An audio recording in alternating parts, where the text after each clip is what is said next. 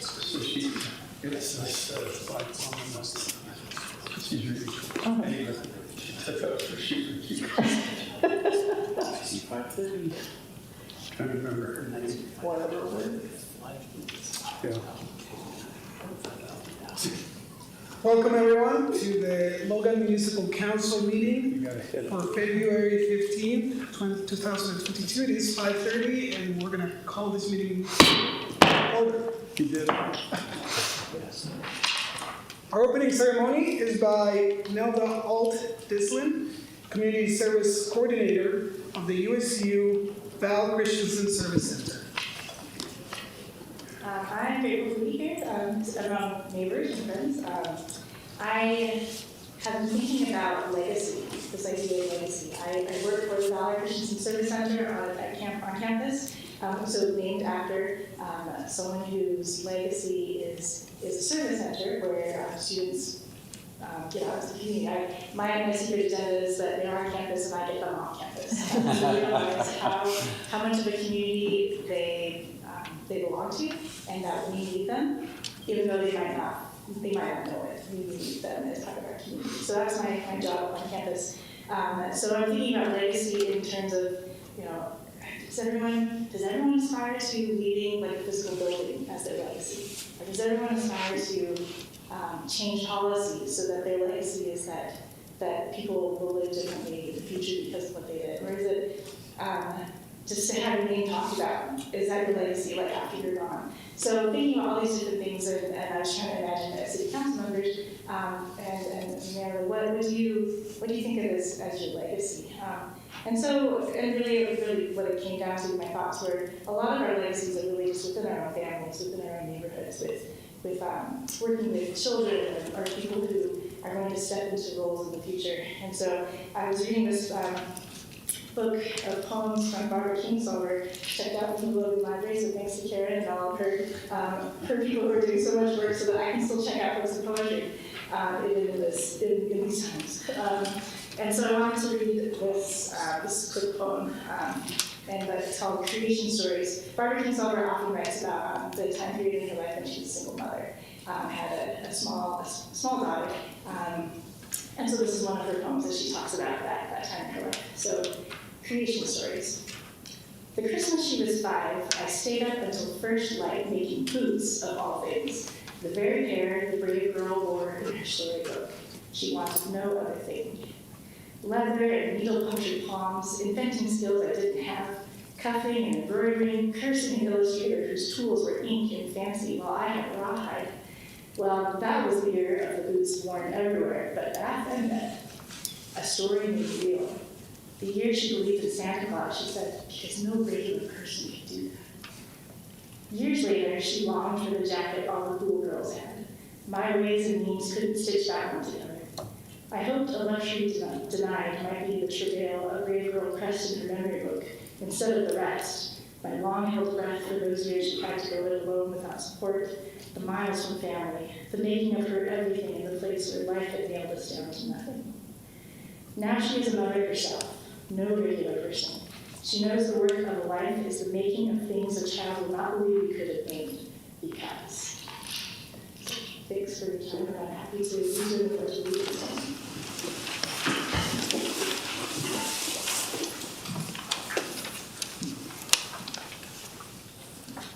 I pledge allegiance to the flag of the United States of America and to the republic for which it stands, one nation under God, indivisible, with liberty and justice for all. Thank you, Nelda. What is our legacy? That's an important question we all should ask ourselves, right? I'm open to a motion to accept our minutes from our last meeting and also to approve the agenda for tonight. I move acceptance of the minutes and approval of the agenda for this evening. Second. It's been motioned and seconded. Everybody says nay? Say aye. Yes. Aye? Aye. Aye. With Jeannie online, do we need to vote roll call? She says she's not She's getting an echo sound, so I'm texting Jeremy. Okay. Okay. Should we let's do roll call if she's able to. Ask if she can hear you. Can you hear us, Jeannie, can Jeannie?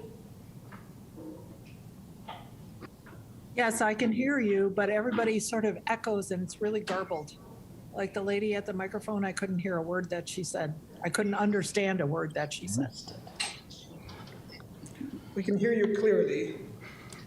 Could be a long city. And I vote aye, by the way. To do a roll call Yep. for Yep. the acceptance of the minutes and the approval for the agenda. Mark, Aye. Tom, Aye. Amy, Aye. Jeannie, Aye. very nice to aye. All right. It's been approved, the minutes and the approval of the agenda. Our next meeting is March 1st at 5:30, and regularly we have our meetings on the first and the third Tuesday of the month. Now is the opportunity for any member of our community, any of you, to express comments or questions for the mayor and the council. So if you'd like to come up to the mic, please state your name and the city where you reside. And please keep your comments to 3 minutes on topics that are not on the agenda for tonight. Very good. Good. Well done, Ernesto.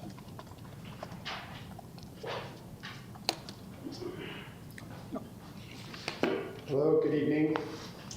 It's good to see you all again. I had, based on the last council meeting, it was a big surprise, a big kind of scary thing coming as far as the power and what's going to happen this summer. So I sent you all an email too. I just wanted to just kind of follow up. And if you had any feedback at this point, that'd be great. Because I'm not sure if this is going to be a workshop thing or if it's going to be a public meeting thing or anything like that. So I want to make sure that there is some input before it just happens. And this is regarding the summer predicted power outage, of course. Just, can I Oh, stop sorry, you not right outage, there? I'm sorry. There's no outage Sorry. predicted, there's no brownout predicted. There may be a surcharge depending on power availability, just, no, so we don't have any panic. Perfect, good. That's why it's good that thank you for making that clear, for the issue with power potentially this summer. So I did some research, I looked into it a little bit, and then the RESAB made recommendations relative with Enchant, and I hope that the council considers them and the potential problems with the Enchant issue. And if it does have to happen, just consider things like, I'm afraid of a 10 or 15-year contract if they can't get the clean coal technology to work. Some out clauses, just really take a good hard look about if that's going to work, if you have to do it. I obviously hope we wouldn't have to buy coal power, but this is the decision you all have to make. Because also associated with that, I mean, we are going to have to accept energy isn't cheap. Pat yourselves on the back that I think Logan pays lower utility rates than other cities around. Maybe that's going to have to be looked at a little harder so we don't run into this sort of a problem in the future. I'd look at restructuring billing the way it was described, where some of the commercial aspects might have $1,000 or more increase, and residential might be $5 or $6. Maybe restructure that a little. I'm not coming to complain or to say that you guys are messing this up, but I hope that this gives a long, hard thought before we just go and easy out and buy coal power. I'd be willing to pay another $5. Not in flat fees, but in usage, I would, as you well know. I think it'd be nice, just consider how we're gonna, this is like what I said last time, about considering how we're gonna account for growth. The reason we don't have an infrastructure problem, we've got a supply and demand problem now, because we're building and need more resources. So if we run into a thing where we're running out of resources, we need to really think about how we're doing that growth. And how I don't want the quality of life, like I said last time, to go down because we want to keep growing and building, growing. At some point, there's that whole donut idea, right, where you've got to be worried at the inside about your quality of life and the outside about what you're doing to the environment. And I'm just asking that you keep that balance in mind as we go forward. and then to present like you're doing here, present this to the public honestly. If we have to raise rates, we have to raise rates, and this is why. And finally, I don't know all the answers. I don't know if anybody in this room knows all the answers about how to do this best, but I'm pretty sure there's a pretty big brain trust in the valley, and there are consulting groups relative to energy and energy usage and everything. And it's one of those situations where professional help, might be needed, so we don't end up in a crisis, a manufacturing crisis in the future, and have to make tough decisions or wrong decisions in the long run. So, thank you. Thank you. Did we get your name? Oh, I'm sorry. Sorry. Okay. I'm John Shivik from Logan. Man who needs no I'm Patrick Belmont from Logan as well. And I want to thank you all for all the work that you do. I'm very excited about so many of the things that I see in Logan right now, in the direction I see us going. But I also want to express some concerns about this Enchant coal project. We have already done a tremendous amount of damage to our kids' futures. And every bit of carbon pollution put in the air makes that worse. And they're starting to understand that. They're starting to come and grapple with the terms that we have put them in a big hole at this point. And they're looking to us, the adults, to turn the corner on that and to at least start to put them on the right track. And I know it's tempting to look around and you see solar panels going up and wind farms, and it feels like we're making progress, but we're not. Emissions keep going up every year. So we're not just continuing to go in the wrong direction, we're accelerating in the wrong direction still. And I hope that you all understand that, because I know our kids are understanding that now. And it's part of this mental health crisis that so many of them are experiencing. And they're only going to come to understand that more.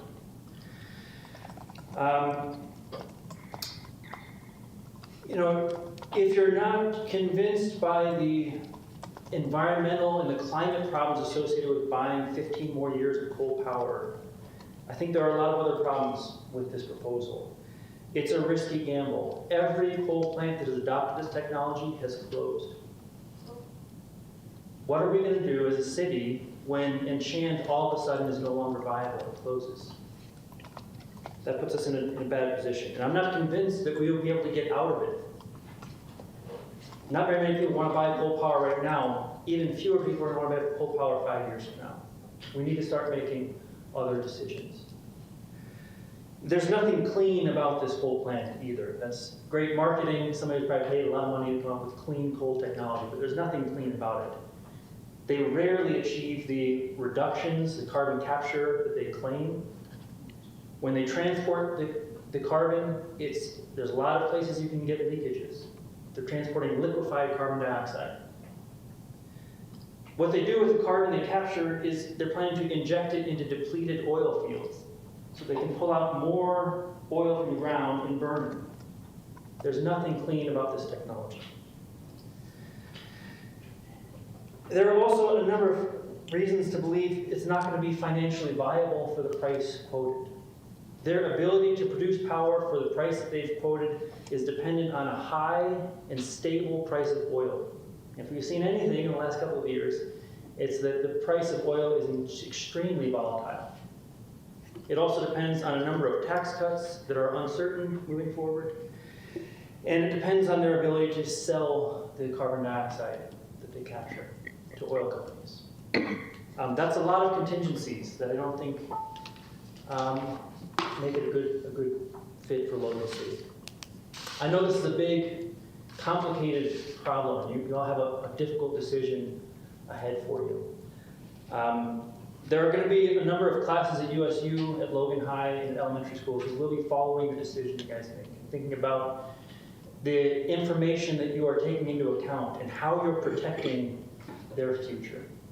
So I wish you luck. I'm happy to help out in any way I can. As a vice chair of RESAB, the Renewable Energy and Sustainability Advisory Board, I'm happy to provide any information I can to support your efforts. Thank you. Thank you, Patrick.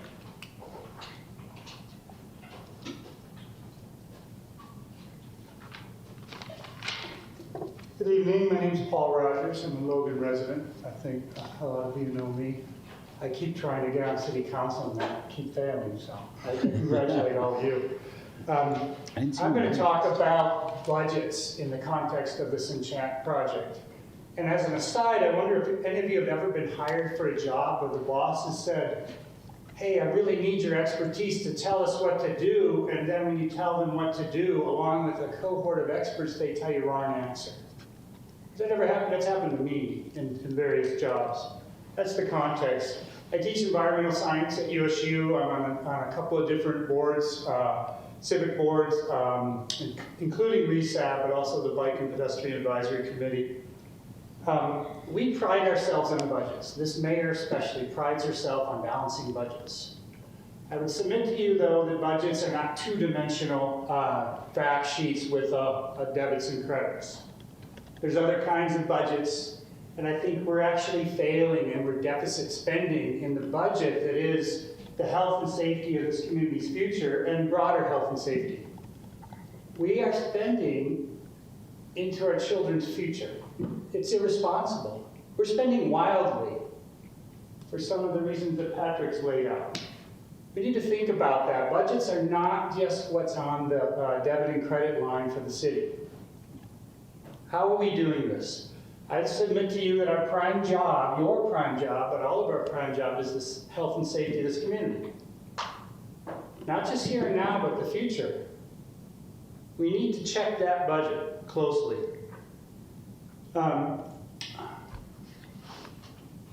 Eventually, these two budgets will intersect. So we're not just spending the future budget of our children in terms of their health and safety, but they will have to spend a lot of money to mitigate the decisions that we make now. It's a serious issue. Do we want to be responsible? Do we want to, as Hilda said, make that our legacy? I don't think so. It's irresponsible to get into a 15-year coal-powered contract now. It just is.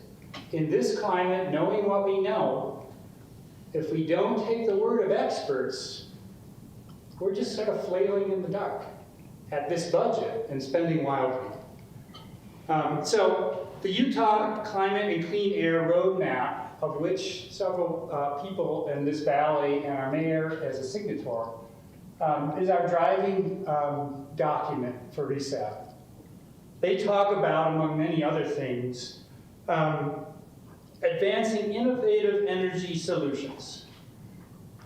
The Enchant project is not that. This is sort of a pig with lipstick. It's bogus technology. It costs more to do that, not only in carbon, but in finances than it's worth. And we may very well be foisted with that. That's more negligence on our part.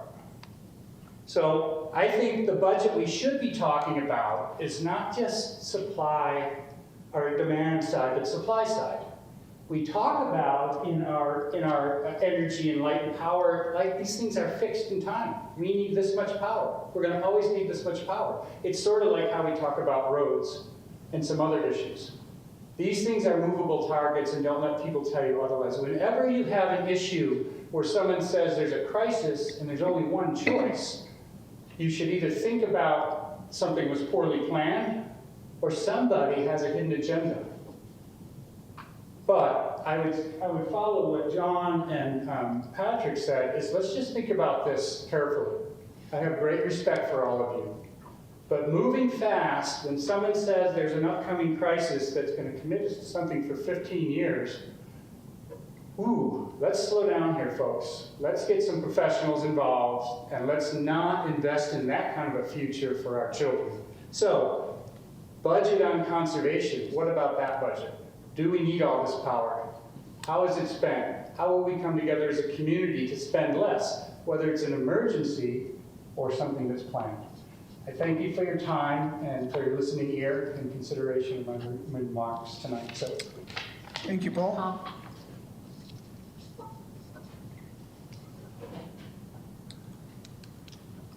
Any other comments or questions?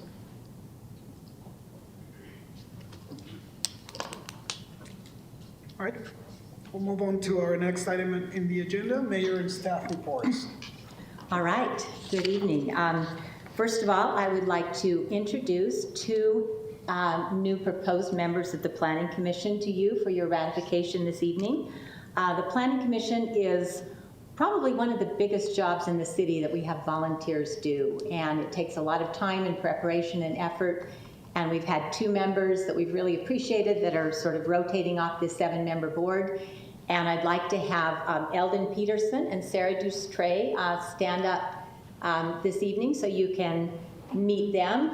They both have great qualifications and are interested in serving. We've interviewed them, and I believe they would be excellent additions to our Planning Commission. So I would like to thank them for their willingness to serve in the community and ask for a ratification from the council for their appointments. Thank you. I am acquainted with both of these individuals, and I would gladly make a motion to ratify their appointment. I second. It has been moved and seconded to approve the ratification of Eldon and, sorry, what's your name? I don't have it here. Sarah. Everybody aye? Do a roll call. Oh, roll call because of Jeannie. Thank you for the reminder. Because of Jeannie. Because of Jeannie. Jeannie is I. Jeannie's aye. Mark, aye. Tom? Enthusiastically aye. And Amy? Aye. And I, myself. Thank you again. They will be starting at the first Planning Commission meeting in March. So welcome, and we appreciate your service. And Thank you. with that, I will. Well, Are you sure you know what you're getting into? No one's ever sure what they're getting into. Big learning curve. Otherwise, there'd be no awesome. children. Awesome. That's a good point. and with that, I will give my State of the City address, but maybe just asking Jeremy, is the camera angle, is it better if I stay in my original seat rather than come to this microphone? Jeannie, were you hearing me better at one location versus the other? I hear you equally as well. Okay. So he must have fixed the echo a little bit. Any preference as to whether I stay here or here? All right. Good evening. I'm honored to be here again to provide a status report with my annual State of the City address. Several of us had elections in November, and that's always a good way to check in with the silent majority. The voters sent a report card which said, "You're doing a good job, keep it up." That was reassuring. We're on the right path. As a reminder, my goals of mayor have always been, first, exercise fiscal responsibility as we provide all the varied services our citizens expect and that make Logan a great place to live. Second, revitalize downtown to build on the assets of our historic city and invest for the next 50+ years. Third, upgrade aging infrastructure and invest in new. Fourth, continue to connect and expand our trails and parks, which adds so much to our quality of life. Our fiscal health is excellent. In spite of the challenges of the coronavirus pandemic, our local economy has fared well. Our budget is balanced. We have excellent reserves in all critical funds for a rainy day. And this current fiscal year, we allocated more money towards capital and infrastructure projects than ever before. That said, as we can begin to prepare budgets for the coming fiscal year, we are facing some unknowns. Our unemployment rate is the lowest in the entire country, putting pressure on wages. Inflation is also affecting our nation, both citizens' pocketbooks and city budgets. Recent unanticipated changes to the availability of power purchased by the city may affect citizens and businesses this summer and next. We will budget cautiously going forward. Infrastructure is a very important priority, but with inflationary budget pressure and our desire to prioritize wage increases for employees, we will likely see a smaller, but we hope still significant, amount budgeted for capital projects this year. After much planning and hard work, we have finally begun long-envisioned projects based on our goals for downtown revitalization. The Center Block Plaza is underway with the Emporium now demolished. New construction will begin in May. The programmed plaza will be a great amenity for the citizens of the valley, a wonderful gathering place to make our city more active and pedestrian-friendly, and to draw people downtown year-round. It will also benefit our economic development efforts and our tax base. We had wonderful private support from individuals and foundations who saw the value in this project. And last year, we raised a total of $2,150,000 in private funds toward this public plaza. We are so grateful to our generous community-minded donors led by the Lobb Family Foundation's $1 million gift. Our Economic Development Director has been busy, and we will soon be selling Plaza 45 and 41, which will return additional revenue to the project, put those buildings back on the tax rolls, and allow private enterprise to put in a restaurant which will enhance the plaza.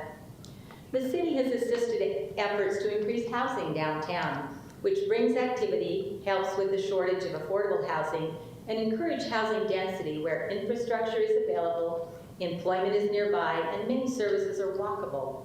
All important items to consider as our valley grows and we try to drive less to enhance our air quality. After years of planning, demolition of the old library is also underway, with new construction scheduled to begin mid-April. Our library staff worked tirelessly to get the library packed up, and we had great assistance from many other departments, especially our facilities team, in getting them moved to a new temporary location at the service center.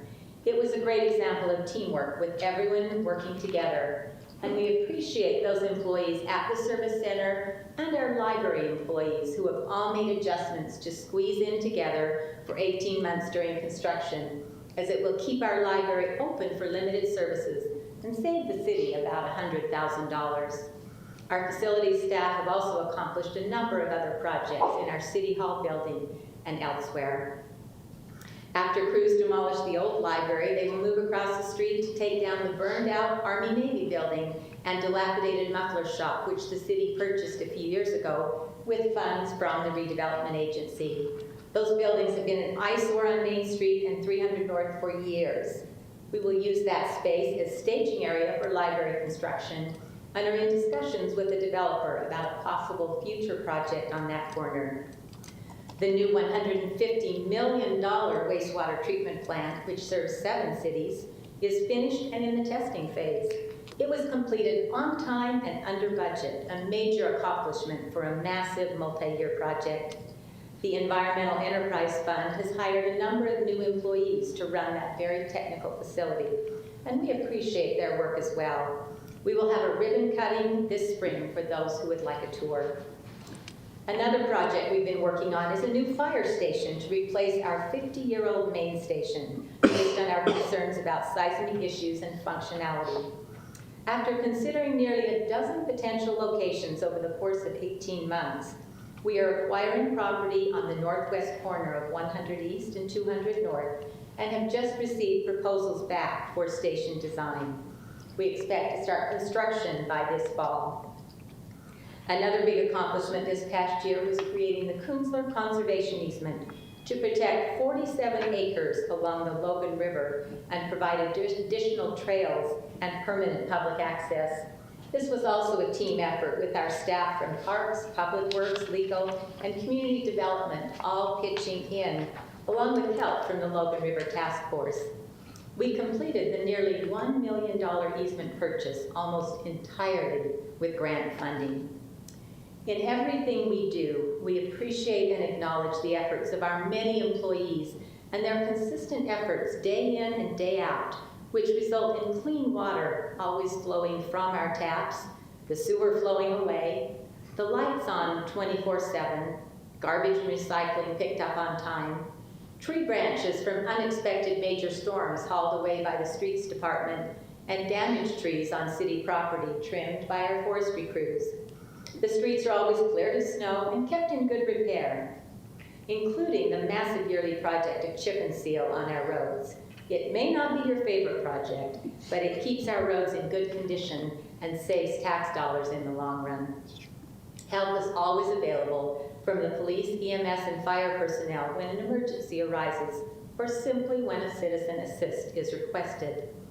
Our fleets and shops employees ensure our crews have the vehicles they need in good working order to take care of business, and we rotate those vehicles regularly on a program which saves the city considerable funds on both acquisition and maintenance. During this ongoing COVID crisis, the golf course continued an already positive revenue trend and easily broke all past revenue numbers. Our parks and trails have seen a huge increase in citizens using our wonderful outdoor amenities, and our staff has continued to apply for a number of grants to help fund projects. On the recreation side, they added some new indoor non-competitive programs and sponsored community events downtown for Halloween and Christmas, adding to our sense of community. Our forestry crew installed the holiday decorations, which make things look festive for all of us. We opted to keep the wicker deer and lights on until Valentine's Day to brighten up our long winter nights. So those will now get put away until next year. Our parks crews also clear many miles of trails and sidewalks each winter to keep us moving all winter long, while the streets department focuses on our roads.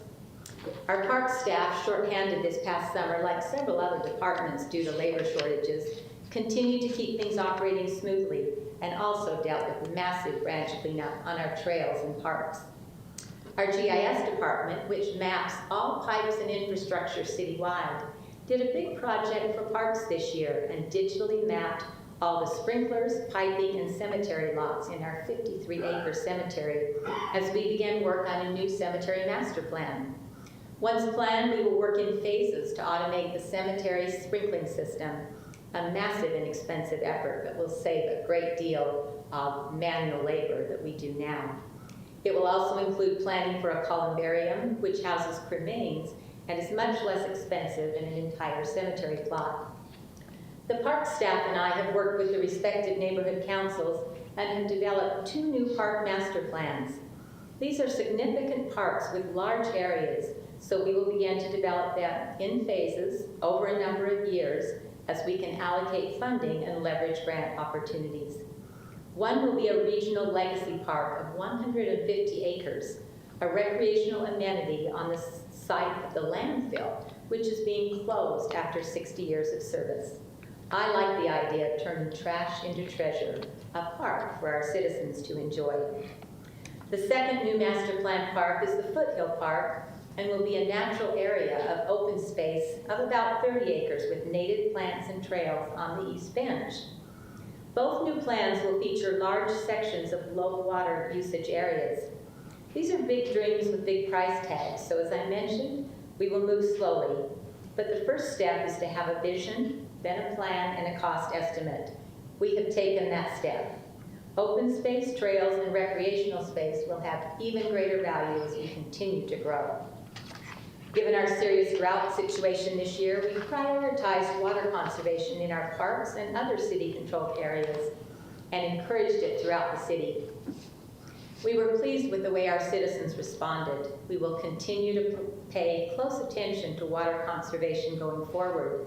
And next month, you will be seeing new proposed ordinances from our Community Development Department to facilitate water conservation citywide. In other water news, a major infrastructure project in the water department replaced a large section of old and leaky water line in Canyon Road.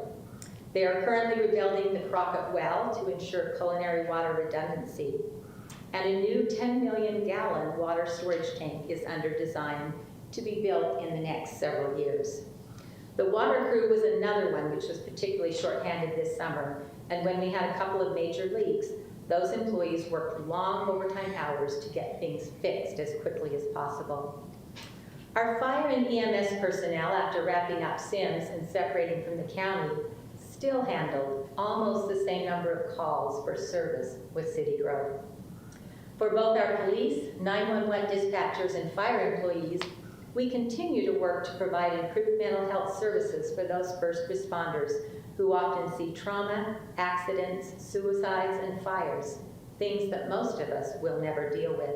We truly appreciate their service and their quiet, behind-the-scenes heroics. Our 911 staff provide that seamless interface so critical calls get answered with professionalism and skill. Our police are focused on community outreach and building relationships with a variety of groups and constituencies across our city. They are always working to protect our community, and among other things, I am impressed by the number of DUI drivers that consistently get off the road to make our city safer. With our growth, our crime has also increased to a certain degree, so they are ever vigilant.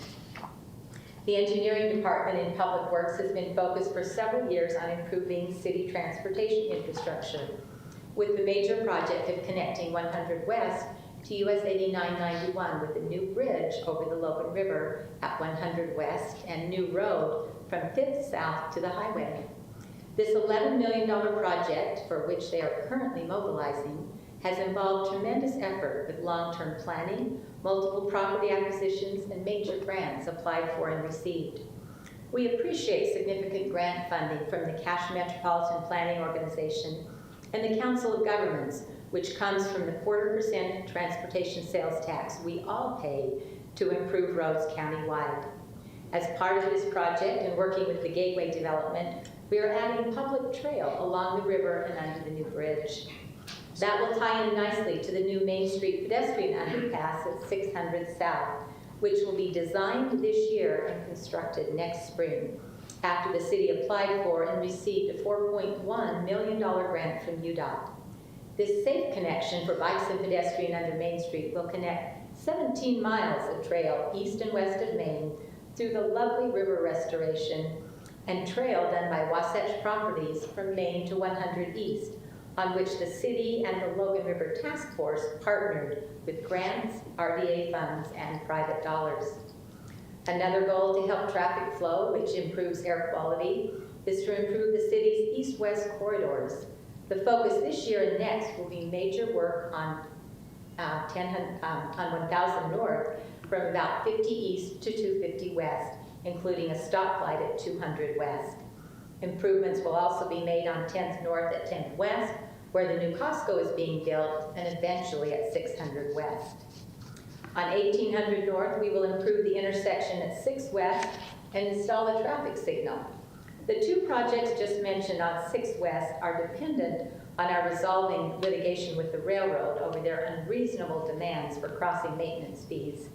There is some state legislation currently under consideration that may help us with the railroad if that passes, and we're optimistic there.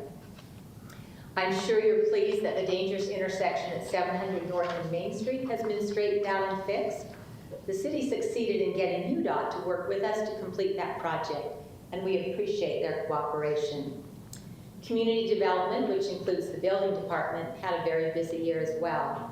In addition to approving an ever-increasing number of plans and permits, building inspections, and handling enforcement for code violations, they handle business licensing and are working to offer that service online.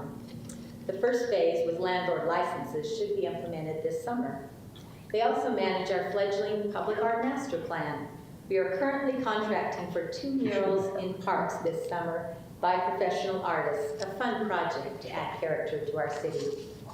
Our light and power department is building 2 new substations to serve our city and its growing needs, and completed a new circuit to handle significant added capacity required for the new water treatment plant. We've had some major business expansion and additional residential load as well. Through UAMPS, we did purchase 5 megawatts of solar power from the Red Mesa Solar Project on the Navajo Nation in southern Utah. That resource was supposed to be online and available to help with our peaking power needs this July. But they've had COVID-related supply chain issues, and it won't be complete until December. So that has contributed to our concern about summer loads and power cost. We've also signed up for 5 megawatts of solar from the Steel 2 solar farm located near Plymouth, Utah. It's still in the design phase, but we hope to add that renewable capacity by fall of 2023. We've also signed a power purchase agreement for 5 megawatts with the San Juan solar project, of which 2.5 megawatts includes battery storage capacity, which would extend solar power to cover some of our peaking power needs from 5 to 9 p.m. But that project has no specific timeline right now, and as we know, the challenge is that all renewables must be balanced with base load power when the renewables aren't producing. And securing baseload power at reasonable prices has been a challenge of late, as you've heard discussed. Our Renewable Energy Conservation Advisory Board expanded into the Renewable Energy Sustainability Advisory Board, or RESAB, to include resource conservation and emissions reduction. We received a grant for a pilot project to test a small-scale battery system for Logan Light and Power that could eventually help balance variable renewable energy as battery technology develops. We completed our first carbon emission study for the city to provide data to help make future decisions, and we added solar panels to the new Logan Library design. Our sustainability coordinator has begun implementing the plastic waste management plan for Logan businesses, and she managed a commercial lighting incentives program which saved enough energy to power 55 average homes per year and provided 104 incentives for smart thermostats and air conditioning. We'll continue to look for ways to conserve and to add renewable power to our portfolio. Our legal team also runs our safety and risk management programs, and those efforts are paying good dividends. Our city is 32% safer than other cities in the state, which translates into lower insurance premiums. The finance department is another key part of our team and oversees the critical task of tracking and managing city finances, including the utility billing department. They help us meet our #1 goal of managing city resources wisely. The IT department keeps our technology operating smoothly, another of those behind the scenes but very necessary departments. The city recorder ran a successful election with dedication and professionalism, and the human resource department also supported all of us citywide. It was an especially challenging year for the HR folks, given our labor shortages. They implemented some creative solutions, including ways to recruit and retain employees with flexible scheduling and other ways to show our appreciation. In summary, thank you for allowing me to share this snapshot of some accomplishments of the past year and some goals for the coming year. I extend a huge thank you to the council members for their support and cooperation. I appreciate our good working relationship and your support of our budget and goals. I'm grateful for teamwork. I look forward to a productive 2022 working with you, with our outstanding executive team, and all our city employees as we serve our citizens and manage their tax dollars wisely to accomplish great things for our beautiful cities. Thank you very much. Thank you.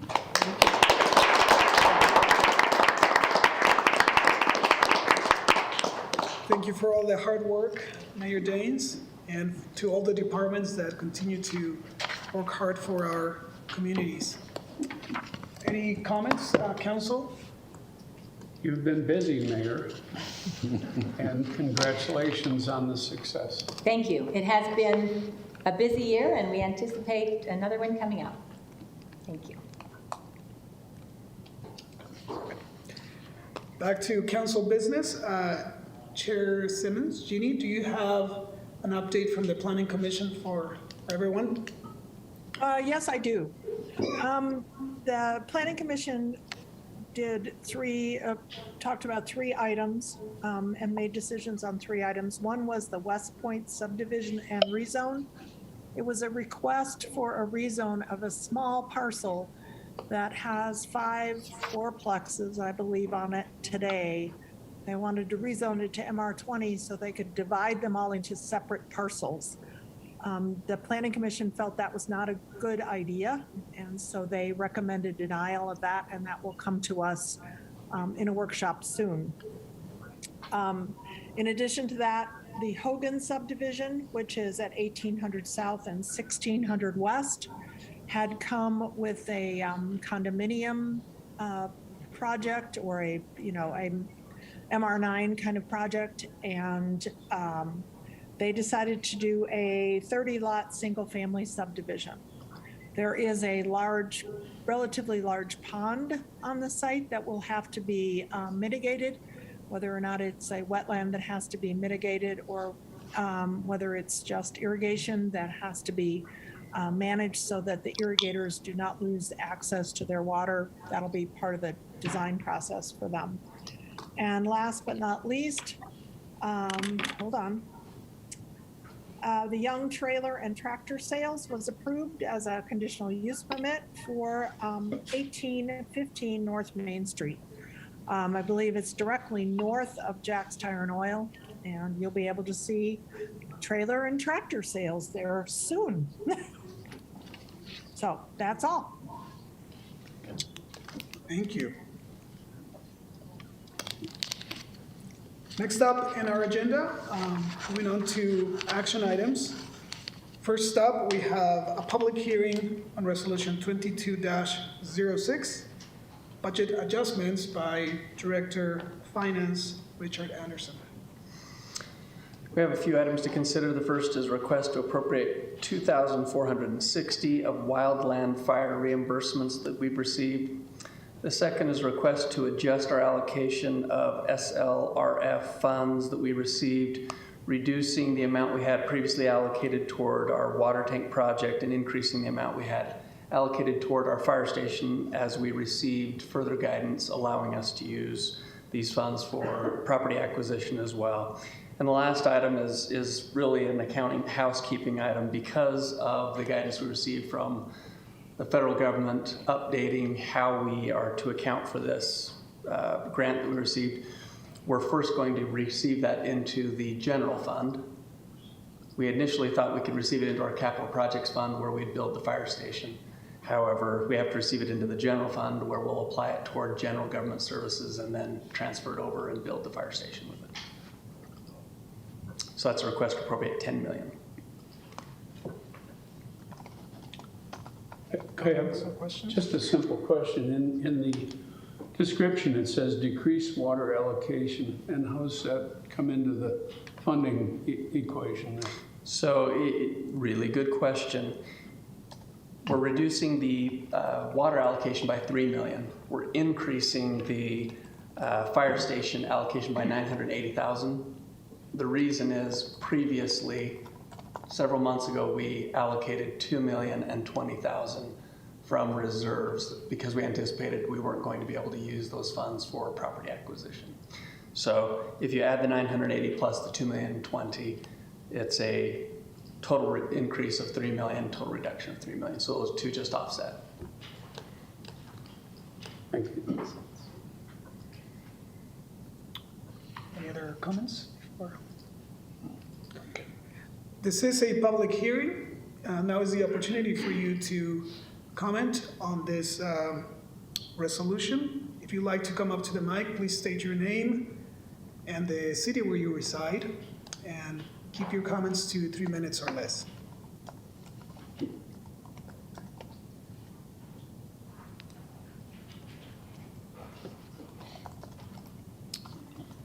Looks like there are no comments. Back to the council. Any last comments?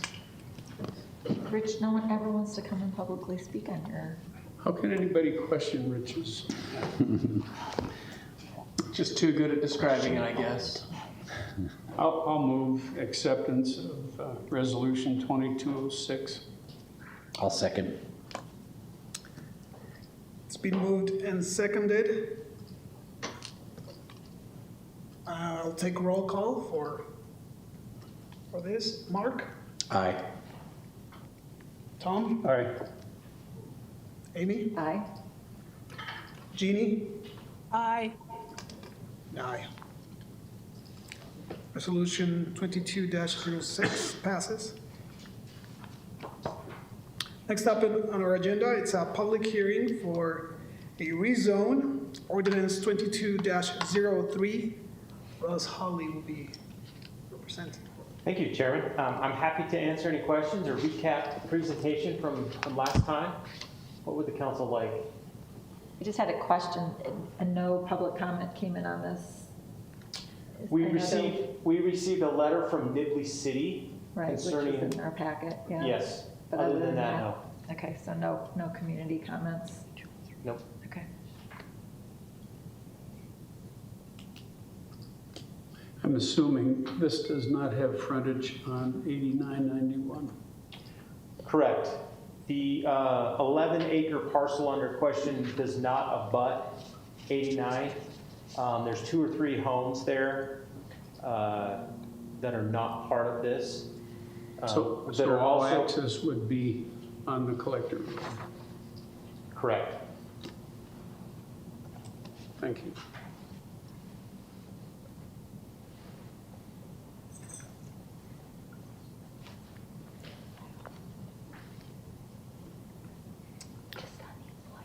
I understand that there was the recommendation from the commission is for approval of this. Yes, there was a unanimous recommendation for approval from the Planning Commission. It was a 5-0 vote. The future land use plan calls the area commercial. So I think it's a matter of when, not if. Yeah, the only caveat is that a couple of homes there on the frontage. I think to do a better, more viable commercial project, those 3 homes should be included with the new development. At this point, we have no application or indication of a future development. It's just simply a rezone at this point. Any other questions or comments before? No, Not for me. pretty complete last time. This is a public hearing. Now is your opportunity to come up to the mic and share your comments or questions about this ordinance. Please go ahead and state your name and the city where you reside. Sorry, I forgot last time. John Shivik, Logan. Can I, real quick, thank Mayor. That was a nice presentation. I appreciate that. That was good. I do have a question on this. The resource, the RC zoning can be for actual resource protection or also just like a holder, right? And so this particular property, there's no reason, is there some resource damage, resource concern, or is that just like a placeholder to zone it later into this kind of a commercial? Does that question make sense? Would you like me to answer that? Yes, please. Yes, it can serve as both purposes. The resource conservation is a very low density residential zone or agricultural zone, as a lot of people refer to it. And so prime ag lands or certain high value critical lands can be zoned RC for a long range type of plan. But it's also a holding zone for areas that are annexed with the anticipation that in the future they will change to a higher intensity or a commercial zone in this case.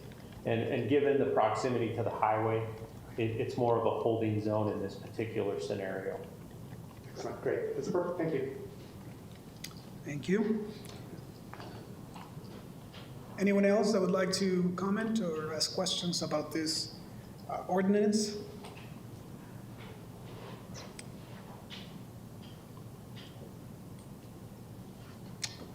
All right, back to the council.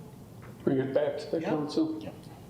If this were out further on the highway, I'd be a little concerned, but I think it's the right direction to go. It certainly is not going to go to single family, and it's, I don't think, industrial or anything. It's all already in the flux. So I would move acceptance of this, what is this, number 2203? Mhm. Yep. I'll second that. It's been moved and seconded. I'll take roll call for this. Aye. Aye. Aye. Aye. Aye. Jeannie, thank you. And I myself. Ordinance 22-03 passes. Thank you. Thanks, Russ. Next up in our agenda is a public hearing for Resolution 22-04. It's a consideration to approve fee increases in the Parks and Recreation Department. Russ Aquina, from Director of Parks and Recreation. Thank you, Council.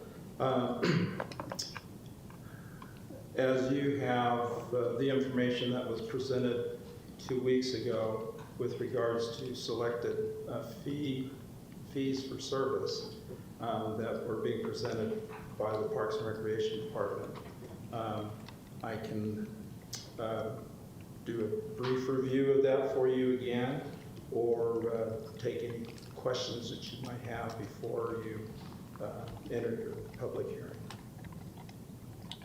Any questions from the council? So just a reminder that some of the proposed fee increases are to offset the increased costs of staff, correct? In most cases, practically nearly all of them. As I mentioned in the presentation 2 weeks ago, we're being affected, of course, by increases in labor, but also materials and supplies to run both operations and facilities and programs. Has anyone in the community brought up to you that any concerns with any of these fee increases, or come into the rec center and said, I hear you're planning on doing this? Any comments that you've heard? No, I have not, nor have we received any email comments from the public. I have one question, I guess, that as I've looked through the fees, most of them are quite modest, and they seem to be Very modest. in harmony with our sister cities, other communities, except for the exclusive facility rental, which it doubles basically from 600 to 1,200. And that, I guess it needs an explanation. The public probably would want to. For the pool? Sure. That's for the pool, yes. For most of our reservations, by and large, they reach that threshold for the maximum capacity that we have for the pool, which is 1,200 people. And the thinking behind that is, with the majority of our reservations being of that, and the costs associated for having staff and operational expenses for a 2-hour reservation, it makes a lot more sense for us in terms of these increased costs to look at it in terms of $1 a head for these larger groups. Now, as I mentioned at the workshop 2 weeks ago, although the majority of our reservations easily meet that maximum capacity, for smaller reservations, which really become fewer each year. In fact, we already have reservations. In fact, the reservations for this summer are booked. There isn't a reservation available. Will they be under this new fee schedule? No, because we made that commitment prior to. So this affects the 2023 season. Okay.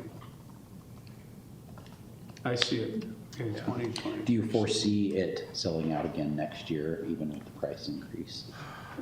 Well, you know, the pool is like the scenario that comes to mind is a two-edged sword. We all want the moisture, right? We need it. Yes. It makes an impact on recreational activity, such as the pool, even the golf course, when we try to balance that. So when we have these hot summers like we've experienced here for the last couple of summers, surely we see that reaction in the form of increased participation. So Russ, I had one other question. When I was looking at the pavilion rates, it looks like everybody around us has a differentiation between resident and non-resident, and we don't. Is there a reason that we're charging the same fees for people that live in Logan as well as outside of our city? Yeah, so two things with that. One is that we didn't explore with the different agencies that have rates like that, where they're two-tiered or resident, non-resident.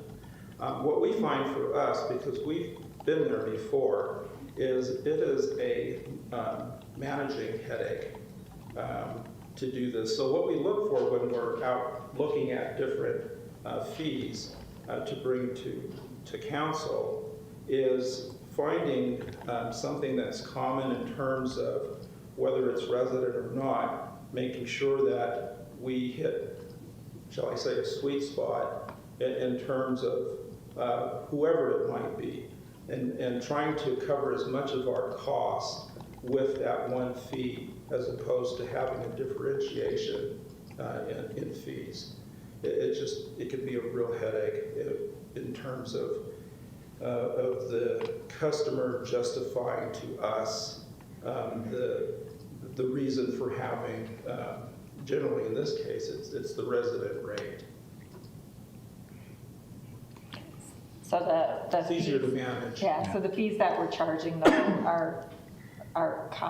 we're covering our costs. Are we not more than covering? I guess that would just be my concerns. I would want to make sure that for our citizens, the pavilion rental rates would cover costs, but that we wouldn't be charging more than our costs for our citizens.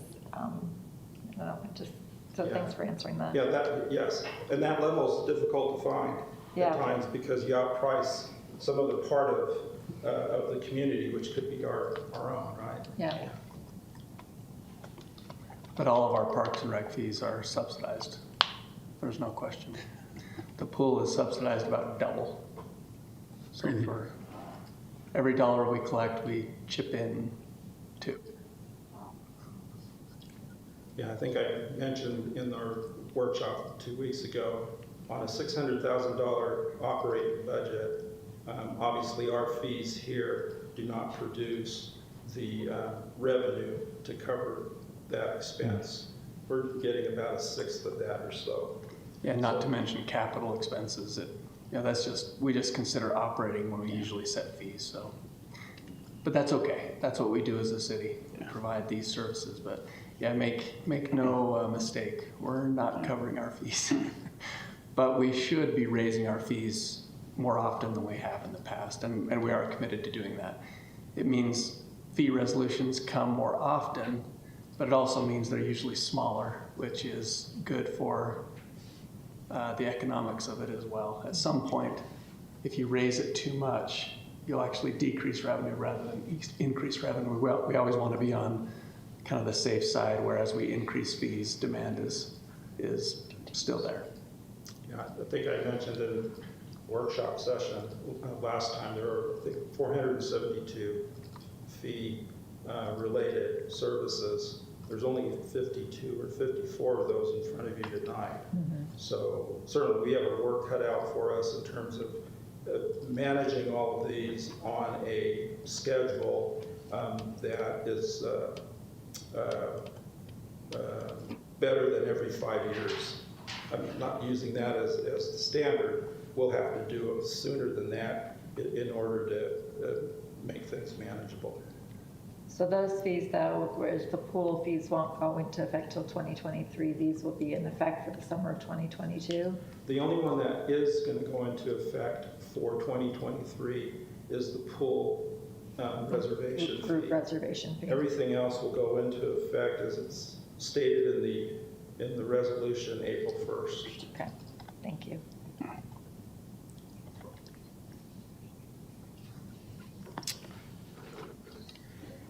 Thank you, Ross. This is a public hearing.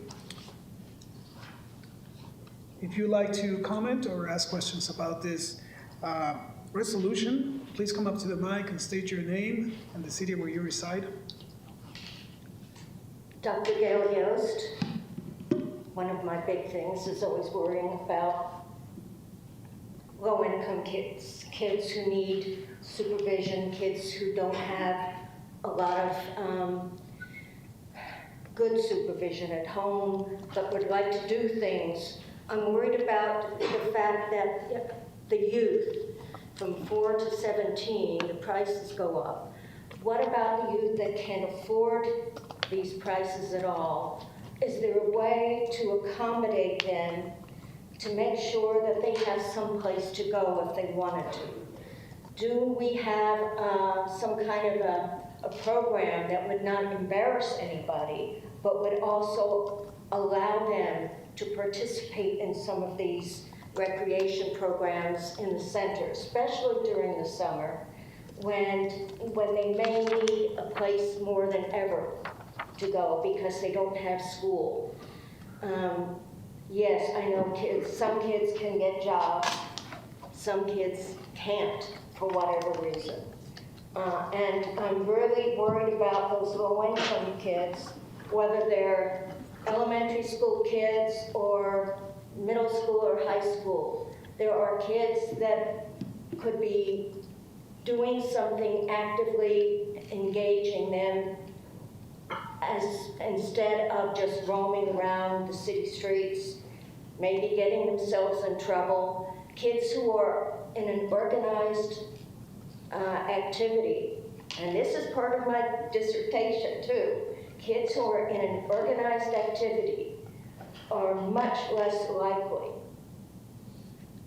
to do anything that is against the law, because they're being active with others, most likely their ages, and they're being supervised by somebody who has community values. Those are very important factors in keeping our kids from having problems and being on the streets in the wrong way. And that's my concern, that there needs to be a program to make sure that kids who cannot afford $20 passes for 10 times can still come and avail themselves of the services of the rec center. Thank you. Thank you, Gail.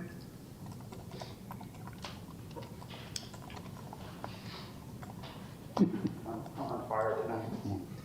John Shivik, Logan. I had kind of stole my thunder on some of that. I had some of the same concerns as Dr. Yost, actually. But I looked at the fee structure, and I actually thought it was good, because I saw that the youth at the rec center stayed the same, but the punch pass went up, which I thought was kind of odd. But then I actually had more of a follow-up question, too, is how much do you think that is the community center and pool, you know, I'm a fan of all of these things, and the Parks and Rec in the city big time, but are these things, are they being used by that youth? And will this increase have this effect on reducing the accessibility for lower income people especially, or just kids in general getting stuff to do? So that's kind of a question, I know, for Russ. Russ, is there any comment you'd like to? So do you see evidence that this really does benefit the youth? You have a lot of kids that are kept off the street, kept out of crime stuff by using the rec center and pool, et cetera. Would you like me to ask? Yes, sir. If you would, please. In regards to John's question, there are different tiers that the city has to try to address even Dr. Yost's concerns. Some of these come in the form of what we refer to as unsupervised activity. That doesn't mean that they're not safe, but they're available to the public. They're accessible to the public. They're free to the public. A lot of that comes in the form of trails, parks, things that people can do, and they do on their own. In fact, we've seen an increase nationwide during COVID, or at least the last 2 years of COVID, where increased use in outdoor activity, parks, trails, playgrounds, any of these kinds of amenities that don't require a fee. It's just your time to access them. That's an important part of our offerings, and we list those in our leisure guide for public access. With others, as was mentioned, some of our programming, in fact, with the exception of, I think, swim lessons and the youth punch pass at the rec center, we don't have any of our youth services in this package for fee increase consideration, partly because of what we've seen over the last 2 years. At some point, we'll have to address that. As I said, this is only part of the overall number of services that we offer. We do have in our city parks two city parks during the summertime, a program we refer to as summer playgrounds. It's free, it is staffed, it is programmed, meaning from noon to I think 4 or 5 o'clock at Willow Park and Adams Park. We have organized, supervised activities for kids kindergarten through 5th grade. I can tell you that those 2 sites, because that's all we can afford to do, they book early on, almost as quickly as the pool reservations go. So we know between ourselves and other providers like that who are in the nonprofit community, they're seeing the same thing. Whether it's Boys and Girls Club, Stokes, others that provide services, we know that there's a great need for it, but everybody's under the same demand for resources. Where do you find the people and the cost to do that? You know, we're in the same situation as others are. So there is a variety. I guess what I'm saying is that there is a variety of services available. We don't hit every need because we can't, but it's somewhat varied. But it does go from free to the public for access to pay for service. And we'll continue that model because we think it works best for the citizens of Logan. Thank you.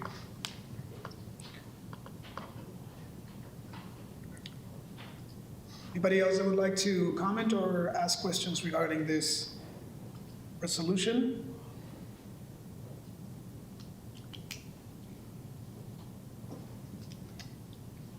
If no, let's bring it back to the council. Any comments or remaining questions? No more questions. I looked in response to Dr. Yost's comment. I appreciate that. But the youth daily admission is not increasing. And so I think, it's still fairly modest, $3. But if they wanted to do a 10 punch, it's $2 per visit, which is really pretty modest. And I don't know if the Logan City is the agency for handling that. I think there's other agencies that, because then we have to get into income verification and so forth. From my experience, I know I'm talking out of turn, but from my experience, those who are not, when they're older, like middle school on up, those who are not engaged in either good family organization or organized activity that's supervised well, end up being a problem for the police department. One way or the other, there's going to be a price. Whether we do it to help or do it to punish, there's going to be a price. All right, thank you.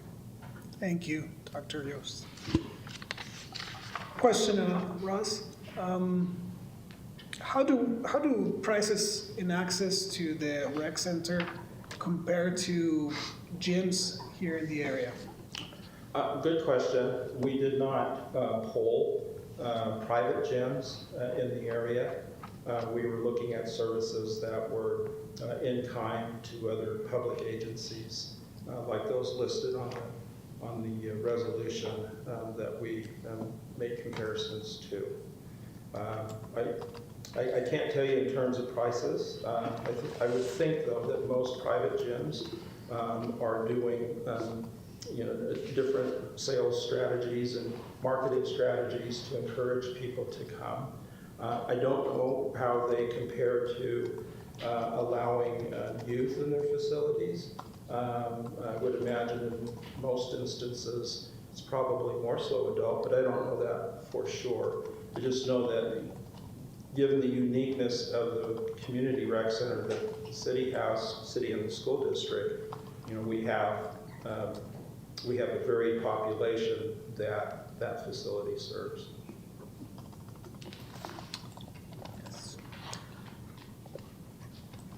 Any last comments or questions from the council? Thanks for not raising like the classes and things like that for families, though. I think that if we're talking about organized activities, that's where it's organized versus dropping your kids off at the pool. So I think we are still providing at a reasonable cost some of those important socialization activities for children that may need a place to go during the day. So thank you for splitting up these so that we can address that and those needs over time. I can personally attest that a couple of years ago, I was pricing out options for gym memberships. And by far, the rec center was way much lower than any of the gyms that were near my location where I live on the west side of town. So I think we're fortunate that we're able to provide this value proposition to our citizens. If there are no more comments, I will entertain a motion to. I move to accept resolution 22-04. I'll second. It's been moved and seconded. We'll take roll call. Mark? Aye. Tom? Aye. Amy? Aye. Jeannie? Aye. And aye for myself. Resolution 22-04 passes. Next up on our agenda is a public hearing for Resolution 22-05, a consideration to revise parking violations civil penalties presented by Chief Gary Jensen.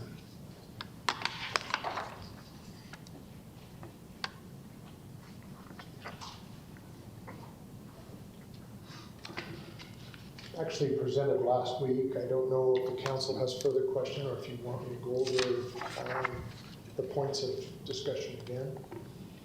Does anybody in the council have questions?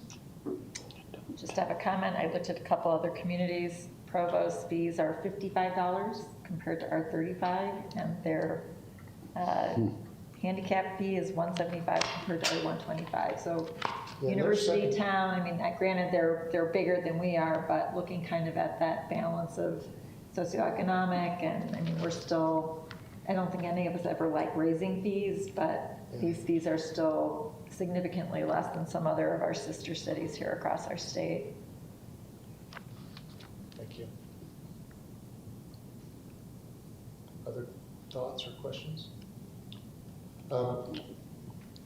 Craig Carlson drafted a letter today. We haven't sent it out yet, but kind of encapsulates the difficulties we've had with our current provider, and we intend to move forward with seeing what we can do to cooperatively get out of that agreement, that contract with them, and move forward to our new provider. So we'll see how that goes. Again, the hope is with your folks' vote tonight that if this were to be something you pass tonight, that it wouldn't become effective until we start with our new provider. So. As a tail on that comment, I've received comments from members of the community below the university that they were struggling with the enforcement that was being taken place. I'm assuming. What does struggling mean? They feel like there should be greater enforcement. Well, and we appreciate that. I know Lieutenant Parslow diligently and daily deals with difficulties as it relates to parking. Some that they've been enforced upon somebody and he has to deal with that. Others that they're not being enforced enough. Just a reminder, and perhaps this is something that we should look at. We have 4 part-time people. And again, labor shortages being what they are, it's somewhat transient. And so we try to maintain employees and try to maintain well-trained employees. So I would ask the public to perhaps be patient. I know patience is not something that we want to have when we want enforcement, but it is something that we need to have because this program is set up not to be our necessarily our focal point as it relates to enforcement. But it's definitely an issue that presents itself in daily activities in Logan City. And so we do have this group of people that goes out and tries to represent that. We'll never get to every street, every day, and deal with all the parking issues. I think Lieutenant Parslow gets tired of me because I'll be driving into work and I'll say, hey, send your parking person over here, you know, and so yes, it happens. We all see it. It's no different than speeding. We can go out and write tickets, but people still speed. And so we're out every day and we're doing the best that we can to make cars move and do the things that they need to do. Is that a good statement or is that a... Well, I think to respond, I made a general comment based on a how do you say, a request by a citizen, Sure. a good citizen who Sure. actually went out and did his own. But what I need to do is probably get the data so that are we dealing. Or I can get you data, Tom. Right. We do have a report. I sent it to the mayor. Yeah, I probably should share it. Yeah. I can share it or you can share it. It doesn't Yeah, matter. that'd be We great. have data. Yeah, I'm just trying to be responsive to citizens. Please share with me your interested area and I'll share data with you. All right, good, thank you. Chief Jensen, I can't remember if anybody asked last time, when was the last time we raised the parking valuation? I want to say it's been about 10 years, so exactly I don't know, but since we took over the parking enforcement, we had a Denver-based company that was doing it for us, and we came in and said, this isn't working well for us, so we're going to take it back over. So it's been quite a while since we've dealt with fees or parking enforcement fine amounts, so it's been quite a while. 2012. There you go. That's what it says in the About 10 years, resolution. huh? I read the resolution, Craig. Any other comments? Thank you. Thank you. This is a public hearing. So if you'd like to comment or ask questions regarding this resolution, please come up to the mic and state your name and the city where you reside.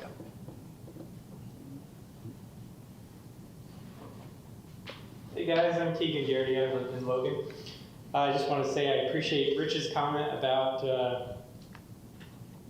raising fees incrementally. I know we've had a large water fee increase in the last couple of years. We're talking about rec center and parking fees, so I like the idea of small ones every so often. One thing on the parking is, as you guys know, our parking law for the winter is no overnight parking from mid-November, I think, to, is it mid-March? I don't have the exact dates in front of me. But in years like this and years previous where we only get 4 or 5 days of snow for that whole 6-month period, it seems a little excessive. And so I would ask the council to consider possibly reevaluating the strict ordinance there and maybe adding an exception for that parking fee just for overnight parking on the street, and then revisiting that. Yeah. So Had 13 snow events this year. 13, yeah. Okay. So, and I don't know how many days 6 months is, 180 days, let's say. Seems like there's an imbalance there. So that was my only comment on that, just something to consider. So, the other thing you could do, I guess, is in lieu of a parking ticket, you could maybe slap a I Heart BYU sticker on the back of the car. See if that's a deterrent. So, thanks. Cruel and unusual.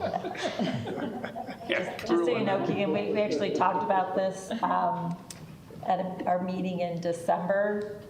We looked at that and we identified that this would be something we should be looking at in the spring or summer so that we've got better information and can notify people, but that is on our docket. I think Jeannie, you were chair when we brought that in, so I know it's on your radar for us to review that later this year.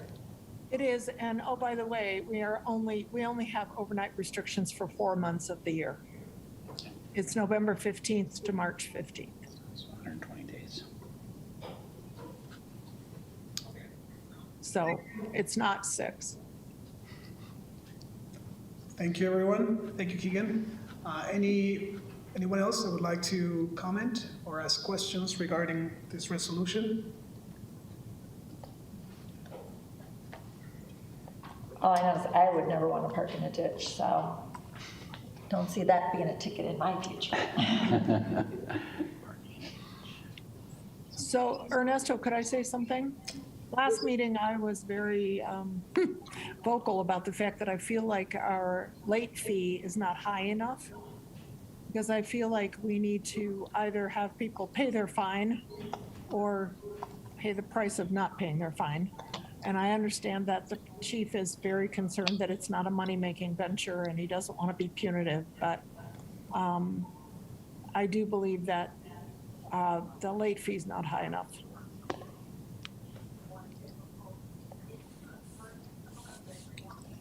So do you want to make a motion to increase it, or you're just expressing an opinion?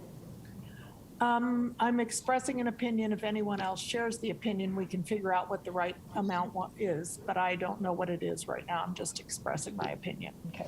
I think Chief kind of addressed that a little bit last time too, because I think you were quite vocal about it. Yes. And we can always adjust later if we need to, I think is what he brought up. But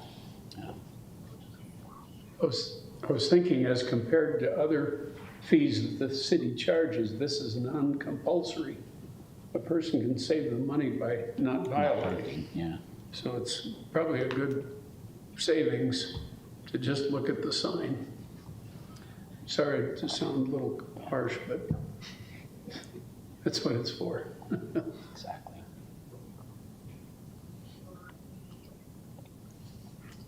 Any other comments from the council? I would move for acceptance of resolution 22-05. I will second that. Has been moved and seconded. I'll take roll call. Mark? Aye. Tom? Aye. Amy? Aye. Jeannie? Aye. Aye. So.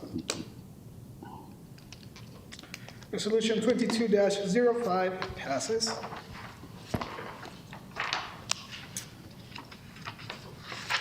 That's all of our action items for tonight. Next up on our agenda, we have workshop items. We have budget adjustments, resolution 22-07 by Richard Anderson. We have two requests.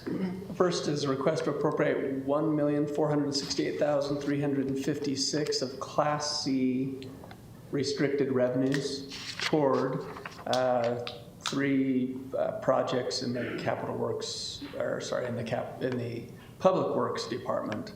800 North, 8th West, 10th West, 1st West, 5th South, Highway 89. And Paul can speak to those if you have any questions. And then a request to appropriate $236,191 of UDOT reimbursements. What typically happens with UDOT, because the timing of their reimbursement isn't terribly reliable, because of the agreement, sometimes states we have to complete it and then jump through certain hoops, or for other reasons that UDOT has specified. What we typically do is appropriate the entire amount from our funds to complete the project, and then we get reimbursed. So the request now is to put this back toward the Public Works Department, from which all of the funds originally came. So we got the check from UDOT basically, and we just need to put it back in the right account. We got it. And again, you know, with a grant, it's very specified what's going to happen, what has to be completed before we get reimbursed. With UDOT, sometimes they're slow, and sometimes they have other ideas they want to flush out before they'll give us what they've agreed to give us. So that's why we do it that way. It's not a bad thing, it's just a thing. And Rich, Class C reserve is a road fund, correct? One more time. Class C reserves. What was your question, Jeannie? It's a road fund, correct? Class C reserve is a road fund, correct? Correct. So these are restricted funds we receive from the state of Utah. It's our allocation of gas tax money based on miles of road and other factors that the state considers. And we can only use those for certain things and certain road projects. Just to be clear, that 8th North, 8th West, that's next to the Costco, or part of the Costco project. Paul just really wanted to get up and come and talk to us. He was so close to being able to sit the whole night. He knew he did publicity. You bet. The 8th North, 8th West to 10th West is where SunPro, Construction Materials, Coca-Cola, Dominion Energy, it's that road straight west of Shriver's. Did that help? Yeah. It's 2 blocks south. South. Yeah, south. 2 blocks south of is the current large building going up on the south side of 10th North. Okay, all right. Did I answer your question? Thank you. You're welcome. Any other questions? Any other questions? Any questions for Richard? All right, thank you.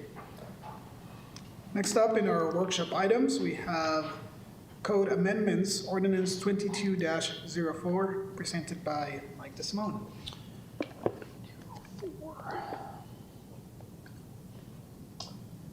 Okay, how do we put this on the screen? Is Jeremy back there?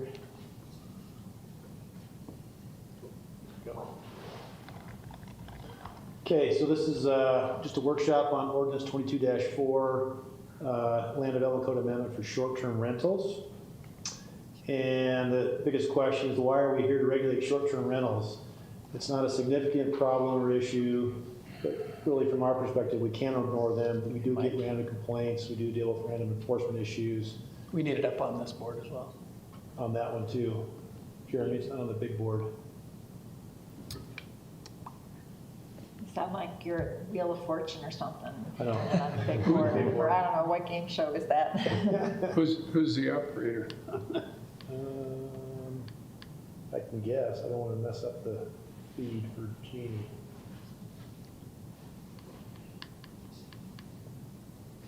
Is he back there? Jeremy. Need tech support?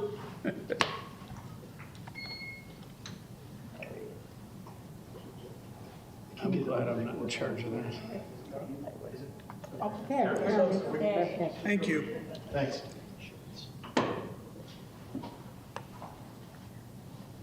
And did we lose Jeannie in the process? I don't know. I'm not an IT person.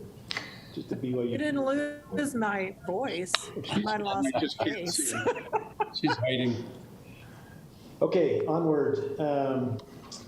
So currently they're not permitted in residential areas. We know there are some out there. There's probably a half a dozen, couple of dozen that are in there in the residential areas. They show up on the VRBO or Airbnb, those platforms. There's taxation issues with these. If they're not regulated, we don't know for sure if they're paying their fair share of a lodging tax.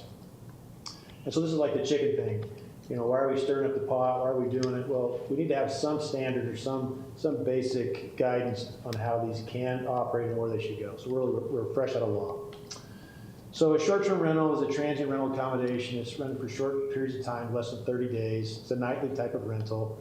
They're typically located in single-family residential dwellings, but not always. And I think most people who stay in one, could be a condo, could be in a resort complex, but they are in, you know, just a general house. If the activity is commercial in nature, there's money changing hands for me to stay there. And we do regulate short-term occupancy differently than we do traditional long-term occupancy, and 30 days is that cutoff. So in the land development code, we don't have a specific use in the use tables for short-term rentals, so it's not identified. We treat them as an accommodation, and the way we define an accommodation is a facility offering transient lodging accommodations to the general public, so a hotel, motel type of situation. They're not considered a type of residential occupancy because they're less than 30 days, which is our defining line. And we define occupancy basically at 30 days. Either you own it, you're a tenant, or you're a guest of the tenant or the owner. They're not a bed and breakfast. We define a bed and breakfast differently. It's an owner-occupied private residence where you have 1 to 5 homes that are rented out. Typically you live there, you provide them breakfast type of thing. So this map, you can see it very well or not, but this shows you the areas in red. Find my mouse. Basically the commercial zones, the downtown area. The commercial zones permit motels, hotels, transient occupancy. The rest of the city, the area that's zoned yellow or off yellow, does not permit it currently. So generally most of the city, you cannot do a short-term rental. So there are positive things about these. They're income generators for private property owners. They allow somebody to use their space in their large home. Sometimes they provide less expensive travel alternatives to a traditional hotel. They provide an experience base for travelers, provide overflow lodging during peak demand events. And generally, if you are trying to market your property for a short-term rental, you have an incentive to keep it looking nice and not blighted. And it does contribute to our economy. The negatives are they can lead to changes in the character of a neighborhood. You get too many of them in a neighborhood. You get nuisance issues, and these aren't indicative of short-term rentals, but when it's a transient property, people tend to care less. So noise, trash, parking, people, parties, things like that, may not pay their fair share of lodging taxes. Occupancy issue, this is one that we struggle to get our hands around. We regulate occupancy in residential areas, but why do we want to give a short-term rental a free pass? So that's kind of the crux of the staff's issue, and we'll talk to that in just a minute. And then a short-term rental in certain markets can affect the affordability and availability of housing. So if you look at Moab or Park City, these areas that are traditionally a large number of short-term rentals, it's hard to find housing for people who live and work there.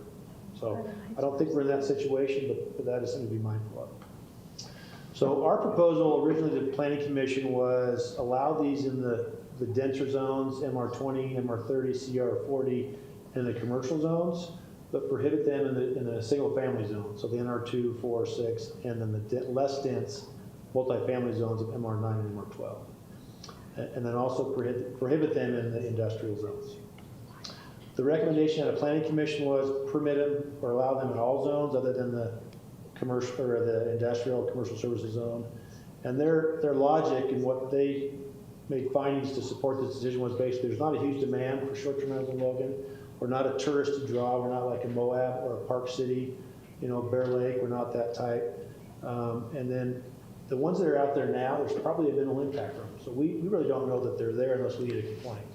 So that tells you that if there are out there, they're being managed properly. They do provide more options for a variety of people. So in their minds, the benefits outweigh the negatives. We have some proposed operational standards, and these are part of the proposed amendment package. Require a business license, just like we do for an ADU, a landlord license, home occupation, et cetera. Treat it like a business. Let's license it and make sure it's paying taxes. Occupancy in residential zones, what we proposed was similar occupancy to a standard residential area, no more than 3 people at one time. And then we proposed in a commercial zone, 2 occupants per bedroom plus 2 additional occupants. So depending upon the size of the space, in a commercial zone, you could have more than the 3. And then we want whoever runs a vacation rental to have a local contact as part of your licensing. That way, if there's an issue or a problem, the tenants can call somebody or we'll know who to call for some immediate resolution.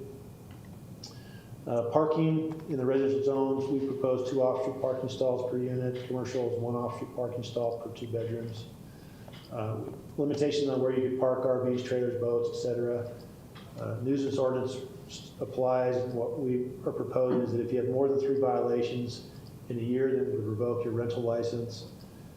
No multiple contract for the same period of time, meaning you couldn't rent your house out to party A, party B, and party C at the same time. It should be 1 party. Comply with all your building codes and fire codes, and then signs and pets would be the same on how we regulate them regularly. The recommendation by Planning Commission, they're okay with all those except the occupancy. And what they are recommending to you is to allow for 2 occupants per bedroom plus 2 additional occupants. So we eliminated the distinction between residential areas and commercial areas. Here's what you're going to do if you're going to do a vacation rental. And then parking, they're okay with minimums, and then added that any parking demand you generate by the short-term rental should be accommodated on site. So require 2 stalls, but if you've got a 6-bedroom house and you're going to rent that out to 25 people, you have to be able to park them all on your property. That one will be a little tough to administer and manage. We'll rely on Gary to do that. No response. So the underlying issue of the short-term rentals, the neighborhood impacts, whether they're real or perceived, something we just need to get our hands around. And really the primary beneficiary of the short-term rental is the owner at the expense of the neighbors. So we tend to believe you're adding more commercial activity in the residential area. You want to make sure we do it in a cautious manner. Potential negative impact to housing availability and affordability. Again, we're not in a tourism type of market, so that won't be such a huge demand, but when you have a limited amount of housing, it could be an impact. Nuisance concerns, same as with any kind of rental. Character, obviously, and then concerns about landlords using this to circumvent student housing occupancy standards. So what we're worried about is if I can pack in 2 kids per bedroom plus 2, I'm going to sign a 29-day contract with 12 kids. and I'll do it for month 2, and I'll do it for month 3, and do it for month 4. So I think that's what we're concerned about. Whether it's real or not, I think that's just something we just need to make sure we understand. So, other than that, we have to answer any questions. I share with you your last comment about the occupancy. I do feel that if we're residential occupancy limits exist, that a short-term rental should apply to those. And I do have that concern that it could be a way around it. Like if it's a 4-bedroom house, you could have 10 people. And it could be, there's no restriction that you can't, the way it was written, when I first read it, I thought, oh, okay, they're allowing for that. But on reread, it was, yeah, you can't rent it to Mark and Ernesto and Tom at the same time. But there's nothing to say the 4 of us couldn't move in somewhere and Mark signs the first 30 days and Ernesto signs the second 30 days and Tom signs the last. So I'm curious as to why the Planning Commission removed that, because to me that really does help. It still allows the homeowner to, if they choose to rent their home, to have that opportunity, but it does protect the character of a neighborhood to not have it be, a gigantic either student-run housing or a party place that you're going to have a ton of people in it. So I see the validity in doing it in the commercial, the 2+2, but I do have some questions about that decision to change and eliminate the compliance with our existing occupancy laws. Was there more, I didn't see the minutes for their meeting, was there any more discussion on that as to why they felt that way? Yeah, I think the basis for their perspective is that when you look at what's listed out there right now, there aren't that many. So that they think, or they believe that that's kind of a one-off. You may see that, but they don't believe that will actually happen. They don't think it's a big deal. So, but I think the perception is different. They don't get the complaints from constituencies about, the parties and the occupancy. We deal with it, and we're speculating that this may happen, but I think it could happen. Yeah. That's the one problematic thing about it. Yeah, so do you write to prevent or do you write to correct? And to me, it seems like at this point it would be more the prevention. And, if we do see a ton of these type of things flourish in our community once people are licensed, then it would be different. But anyway, that was just, in reading through this, that was just more of a concern. And I don't know if it's adding language that it couldn't be rented couldn't be rented for more than 30 days to any one person who occupied it. I don't know how you could do that because it's only one person who's signing the rental agreement, so you wouldn't necessarily know if Tom was there the first 30 days and was a new person. But that is a hesitancy to me in the way this came to us. And what they said was, there's not a huge demand. There's not people kicking down our doors for it. They're there. So legitimize what's going on, and then if it does become a problem, then step back and say, okay, let's regulate it in a more heavy way that would prevent that. But then by then, you've got some that would come in and they people are already been doing it, and then they're upset. Yeah. Anyway, that was just my one. So thanks for answering that question about why planning did that. Appreciate it. Can I say something? Of course, Jeannie. I agree wholeheartedly with Amy. I was pretty startled sitting in Planning Commission that they were so willing to open it for the whole entire town at a very high density, I thought. Whether or not we have an issue today, it's sort of like other laws we have on the books. It may not be a huge issue today, but if it becomes an issue, we have to have something upon which to fall back, that we can rely on to help us reduce the angst in a community of a party house with 12 to 15 people living in it for a year on a short-term rental basis, which is a terrible scenario, but it is a plausible scenario. My question is too, why did we choose to allow it in high-density apartment areas? That seems to be, to me, the least plausible opportunity for a short-term rental is in an apartment, like a student apartment complex. So I don't know why we did that. But anyway, I do heartily agree with Amy on the requirement that it maintain our occupancy limits if it's in single-family residences.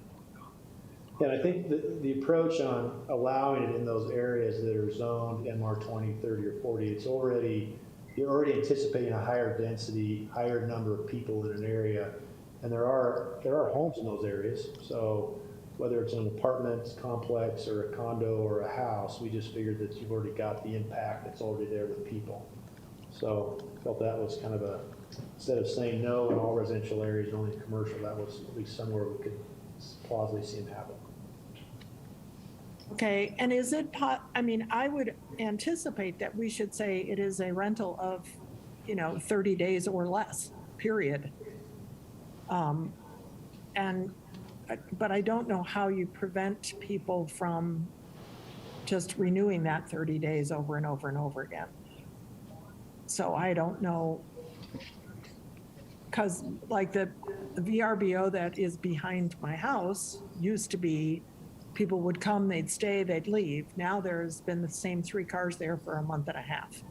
So I would assume they've chosen now to rent it on a longer term than just a regular short-term rental. I agree with the 2 comments that were made by my very wise colleagues. I'm trying to figure out what's driving it. I talked to you about that earlier. You said there's not a huge driver except that people are doing it now. So part of the question is, people are doing this in residential neighborhoods, but as I read the proposal, it was going to be only in these non-residential zones. So does that mean you close it down on those people that are already doing it? Well, that would mean if we are made aware of them operating, then yeah, we would have the specific standards that say you can't operate in these locations. Right. And it was formally recognized and adopted by the council. Right now, we say you can't do it in residential areas because we considered it a hotel, motel, that type of accommodation. This way we would define it, we would establish the standards where you can do it and where you can't do it. I see this as our neighborhoods are already stressed. They have a lot of absentee landlords, and there are a lot of, I'll say, negative aspects to that. Many people do not enforce the law. I think it's an enforcement nightmare for you. I mean, 30 days, is it now 31? All those kind of things. And the same thing that Amy brought up. So I would be totally against it being in the neighborhoods, meaning the residential properties, but I could support this in what I read as, the town centers and the other sections. Yeah, I think you may want to just consider the testimony you'll get at the next hearing to see what's offered by other folks who disagree with your point of view.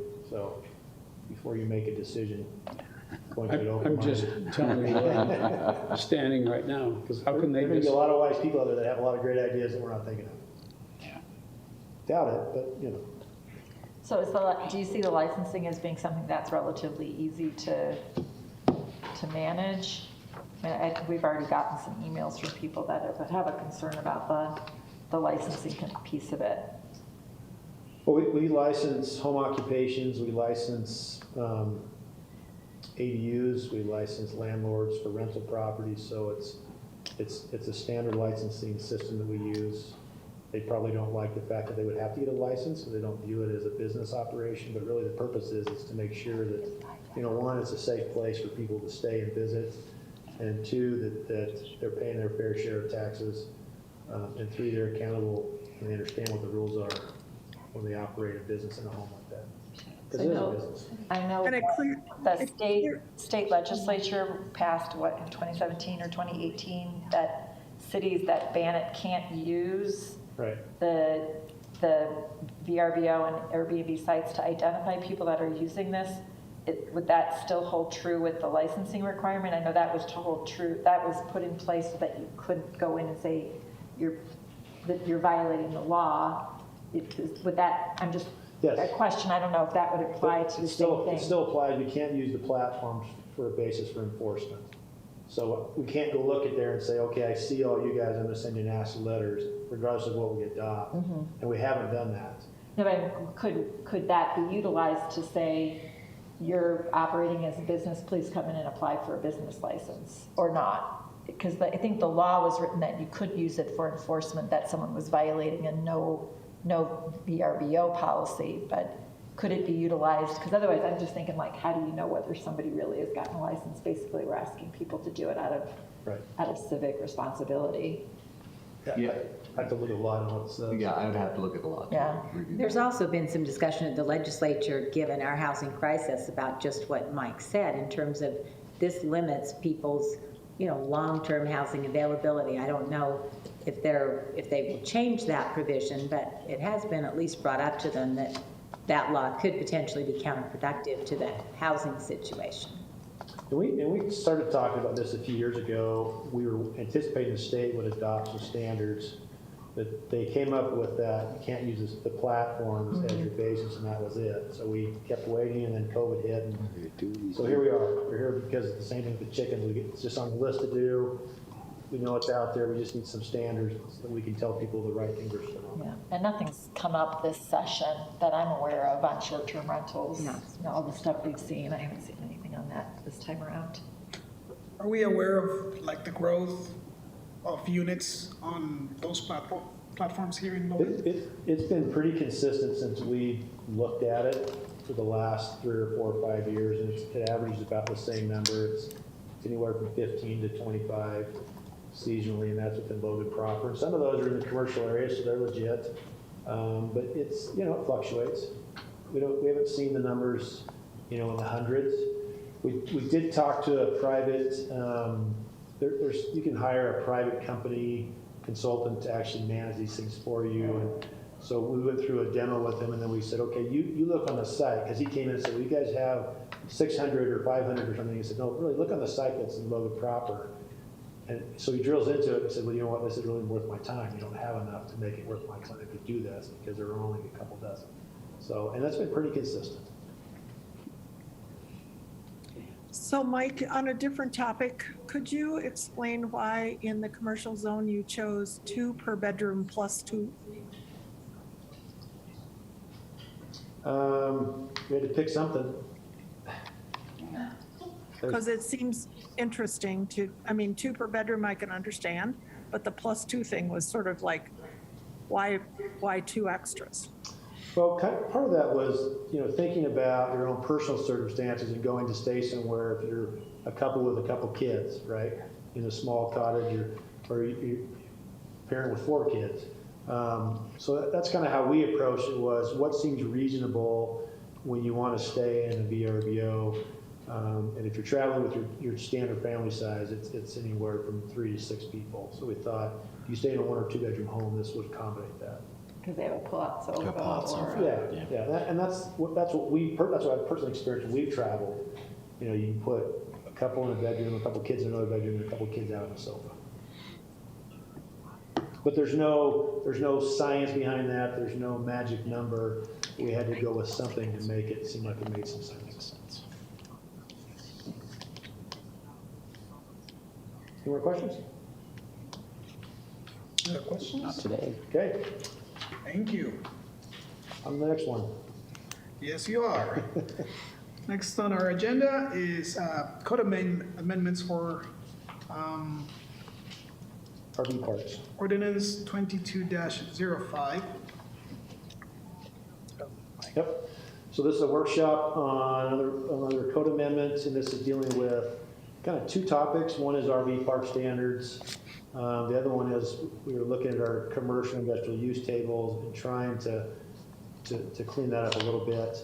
So the first thing is in our commercial services, in our commercial land use table, we define specific uses that are appropriate in specific commercial industrial zones. So what we're proposing, in your package, you've got the table, eliminate RV tent campgrounds from these 2 zones, because really they're not appropriate in a commercial industrial zone. They're already permitted in a rec zone. Eliminate the commercial self-storage from these 2 zones, and then change an impound tow lot in the commercial services zone from permitted to conditional permit, just to allow us to condition it a little bit heavier. And then a commercial self-storage, those are the mini warehouses that you see on 6th West, and they're still permitted in the airport zone. So why make this change? Well, I'm starting to go through an annexation policy plan. I'm looking at how much land we have available in the city. So our amount of vacant industrial land is actually declining. We want to prioritize the use types in those two zones. So when you look at employment or tax-based generators, a mini storage warehousing system, you know, they're big, they're long, they generally have one employee, they're not a huge generator of jobs, they're not a huge generator of taxation. So those are good further out where there's more land that's available. But as we look at what we have left in Logan currently, we should start prioritizing what should go on those properties. So just here's an example of what I'm talking about. Is this is the block up here where this is where Costa's going. Blue Springs is going in all around this. This is 10th West. You've got Gosler's with their plant expansion. 10th North. So you've got one mini storage facility over here, 10 acres. There's another one up here that's 10 acres. Here's the bus barn on 10 acres, and then BATC on 10 acres. So all those uses in this area are taking away your potential tax value in Logan City. So when you start stripping that stuff away, you got to start thinking about where do I start prioritizing uses, because all the things that go out there help fund the services that we like. So where we have to augment money for the pool or for the rec center, it comes from that tax base as well as sales tax. So you look at what we have where the little red arrow is in industrial zone properties. We've got a little over 1,000 acres, 643 are developed, so 62%, 396 are vacant, so about 38%. You start kind of stepping back with the math. You take out roads and wetlands, critical areas, you take out about 100 acres out of that total. You take out stuff that's already permitted and either under construction or just in the entitlement phase, that's another 100 acres. So really we have less than 200 acres of industrial land. So if we want to be, you know, aggressive as a city and market for industrial uses, we want to make sure we've got enough land that's available, that's good enough quality to support development. That doesn't mean that we're not going to annex further west. This is areas that we can currently support with our current infrastructure. So that's why those uses like the mini storages, you know, they just take up so much land and the return is not as great. So push them out a little bit further go out the county. So the second element of this amendment are RV park standards. We currently don't have any standard for RV parks. Again, it's one of those things we just need to have at least something that, you know, provides some guidance for them. So the proposal is to require, if you're going to put an RV park in, you got to have at least 3 acres. The maximum density is 20 RVs per acre, so 60 total units over 3 acres is the minimum. You've got to have space improvements, so a hardened surface you're going to park a trailer on, minimum space dimensions, hookups, parking, all that's got to be provided on site, so it can't just be pull into a dirt lot and call it good. We want a 25-foot perimeter open space around the park. Internal roadways need to be paved. Minimum open space for the park site would be 20%, and then landscaping required per the land development code. This is an issue that came up, I think, last year when we did a rezone. You know, how many stalls should be designated for permanent long-term use? And so what I'm proposing is that one per 20 stalls, they should be able to designate for management use and year-round occupancy. So if you've got somebody that's employed who wants to live there, fine, that's a stall. And then we talked about maximum stay. If you want a clean park, this isn't to say that long-term occupancy is bad, but when you have a lot of turnover, it's the same theories that you're going to try to keep it so it's not blighted. So maximum stay is 30 consecutive days, but you can designate up to 20% of your total stalls for long-term occupancy for the snowbirds or the wintertime folks who want to come up here and ski. And then limitations on where you can park your accessory stuff, you know, not in the roadway, but in your stall, and then comply with signage standards. So that's it in a nutshell. Any questions?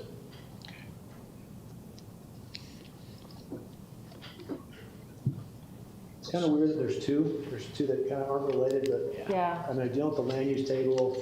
I thought, well, we start picking stuff up all together. And this was unanimous with the planning commission, as I recall, correct? That's correct. Both of these, and they had, it wasn't like one was a maybe and one was a No. solid, they were both confident with both of them.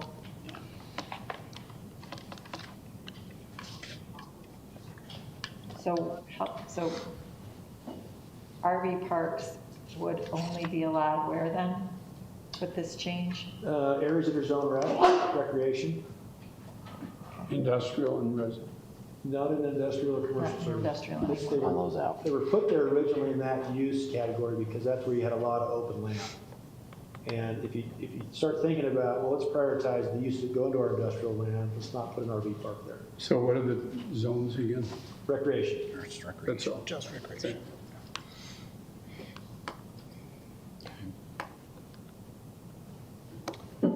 Any other questions or comments?